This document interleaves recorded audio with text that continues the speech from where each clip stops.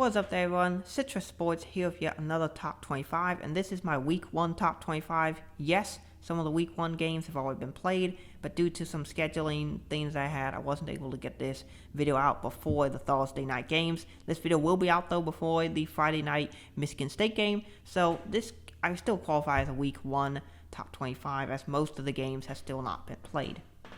So my top 25 looks like this. I'm going to start from the top and go down because I think it gets more interesting as we go down. The top 3 are basically everyone else's top 3: Alabama, Ohio State, Georgia.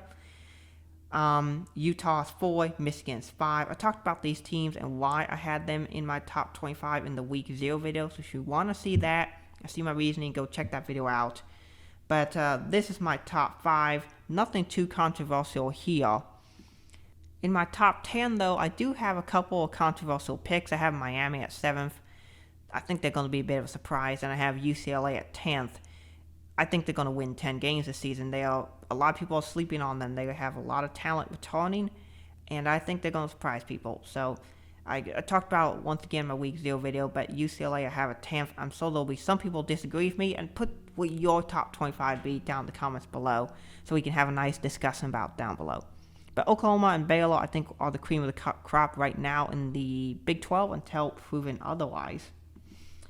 And then 11 through 15, this is where you start to see some of the week 0 and week 1 teams show up. I have Penn State at 11th. I was very impressed by their win over Purdue, a Purdue team that could be really good this season or could miss out on a bowl game. Penn State was able to dominate the trenches in this game, and that's definitely going to be good enough to beat most of their opponents. In addition, the offense looked surprisingly good. James Franklin had said this was the best tight end room he had ever had at Penn State, which is very impressive. And it definitely looked like that. There were 3 tight ends that had really good passes during this game.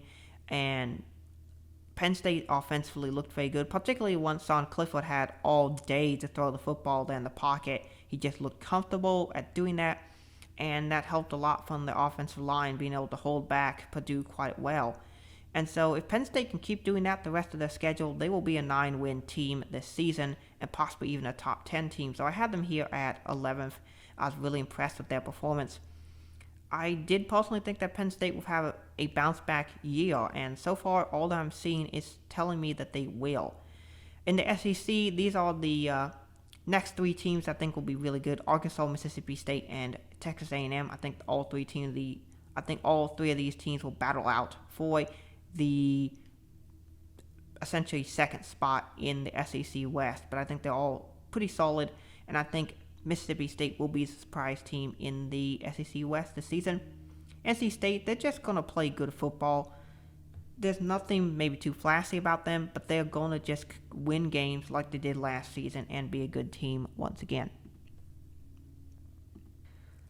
And then 15 through 20, this is where we see some of the surprises show up. Pittsburgh and Northwestern did get the wins over their opponents. And both of these teams basically won because they made less mistakes than their opponents did in Nebraska and West Virginia. Nebraska and West Virginia really beat themselves. Now, yes, Northwestern and Pittsburgh both played very similar styles of football and didn't make mistakes and just sort of ran it down Nebraska and West Virginia's throats, which should make the fans of these teams, particularly as I'm a Nebraska fan, very concerned because our defense was supposed to be pretty good this season. But unfortunately, we are struggling defensively this season, which I'm very concerned about. We have some holes we need to fill, particularly once we play better opponents such as Oklahoma in week 3. But Northwestern did win the game. They looked good doing it, as did Pittsburgh. I thought Pittsburgh's win over West Virginia was a little bit more impressive than Northwestern over Nebraska, and so I have Pittsburgh ranked just ahead of Northwestern. And here, 21 through 25, here we have the surprises. These are the week 0 and week 1 surprises that I've seen so far. These teams are 1-0. Yes, I did rank some of these ahead of some teams that haven't played yet, like Kansas State, like Michigan State, like Notre Dame, a few other teams I had here in my week 0 top 25. But I decided to put these teams in because we have seen what these teams can do, and there are definitely a few surprises in here. This will be actually the second year in a row I have Illinois in my top 25 in week 1. just like it did last year after they beat Nebraska. But Illinois was a bit of a surprise. Once again, Brett Bielema, as long as he can be able to control the field, he can play good football, he's going to beat the teams that he's supposed to. And if you can't do that, you're going to lose. Now, Illinois secondary was a little bit of concern as Wyoming did get the passing game going a little bit. So we'll have to see what happens when Illinois plays a better passing attack.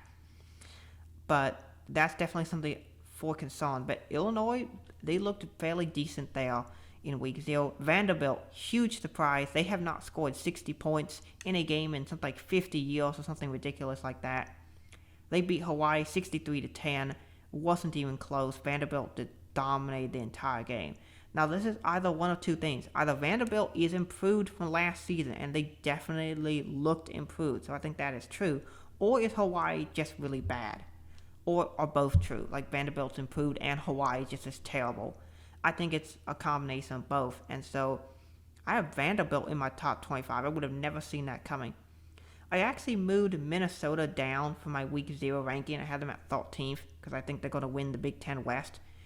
But I was just more impressed with the way in which Illinois beat Wyoming versus how Minnesota beat New Mexico State. And New Mexico State is going to be terrible this season. Now, yes, Minnesota did pitch a shutout, but I just thought Illinois' win over Wyoming looked better, and so I have Illinois ranked just ahead of Minnesota. At 24 and 25, we had two more surprise teams, North Carolina and Florida State.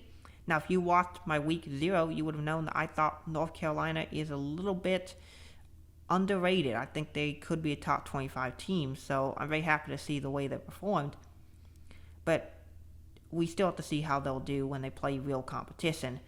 Same thing with Florida State. I mean, you can look good against Duquesne or whoever the lesser division school you play is. But once the real competition comes, that's when we'll see it. But anyway, for now, I have Florida State in my top 25 because they did look good.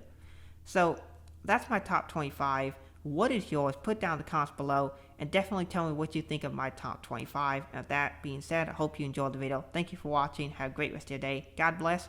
Go Big Red.